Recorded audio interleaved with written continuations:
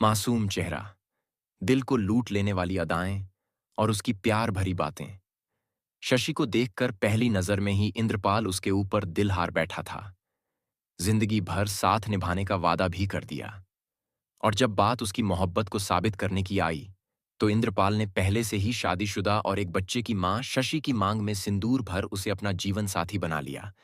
शशि को पाकर इंद्रपाल की जिंदगी खुशियों से भर गई। कुछ दिन बीते तो हरियाणा के सिरसा में रहने वाला इंद्रपाल शशि को लेकर राजस्थान आ गया और यहां भिवाड़ी में दोनों किराए का एक फ्लैट लेकर रहने लगे। यहां शशि ने इंद्रपाल के बेटे को जन्म दिया। इंद्रपाल को भिवाड़ी में ही काम मिल गया था और शशि भी एक कंपनी में गार्ड के तौर पर नौकरी करने लगी। इस बीच 29 जून शनिवार की सुबह तकरीबन 8 बजे राजस्थान की शेखुपुर पुलिस को खबर मिलती है कि थाने से लगभग 2 किलोमीटर की दूरी पर खून से लथपथ एक लाश पड़ी है। पुलिस तुरंत मौके पर पहुंचती है तो लाश से कुछ दूरी पर ही एक मोटरसाइकिल भी मिलती है। पंचनामा करने के बाद लाश को पोस्टमार्टम के लिए भिजवा दिया जाता है और तफ्तीश शुरू होती है। बाइक के नंबर और मौके पर मिले मोबाइल से पता चलता है कि ये लाश किसी और की नहीं, बल्कि इंद्रपाल की है। उसकी हत्या गला रेतकर की गई थी। इलाके में दहशत फैल जाती है कि आखिर किसने इतनी बेरहमी के साथ इंद्रपाल की हत्या की।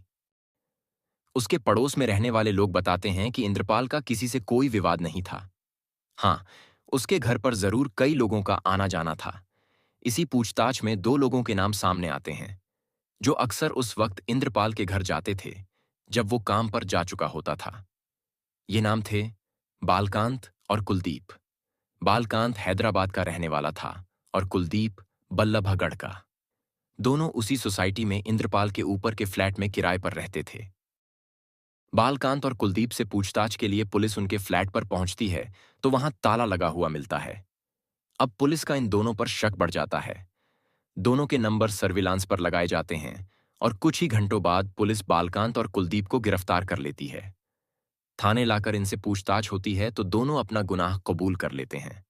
लेकिन साथ ही एक ऐसी कहानी भी सामने आती है जिसे सुनकर पुलिस के आला अफसर भी हैरान रह जाते हैं। इंद्रपाल की हत्या तो कुलदीप और बालकांत ने की थी, लेकिन ये पूरी साजिश खुद उसकी बीवी शशि ने रची थी। वही शशि जिसे इंद्रपाल अपनी जान से भी ज्यादा प्यार करता था। पुलिस पूछताछ में पता चलता है कि इंद्रपाल से लव मैरिज के बावजूद शशि के संबंध कई लोगों से थे। इनमें बालकांत और कुलदीप भी शामिल थे। दोनों अक्सर इंद्रपाल के घर आते थे। शुरुआत में इंद्रपाल ने कुछ नहीं कहा, लेकिन जब दोनों का आना जाना बढ़ने लगा तो उसने विरोध किया।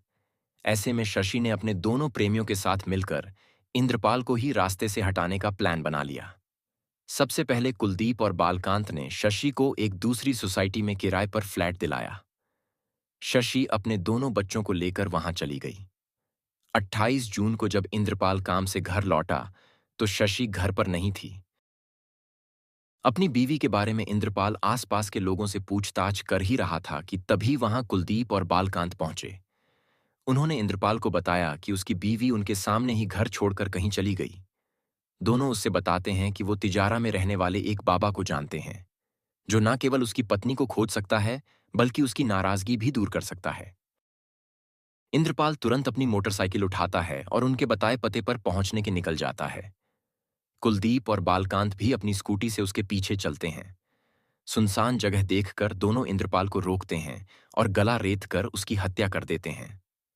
पुलिस ने रविवार को इस मामले का खुलासा करते हुए इंद्रपाल की हत्या के आरोप में शशि और उसके दोनों प्रेमियों को जेल भेज दिया।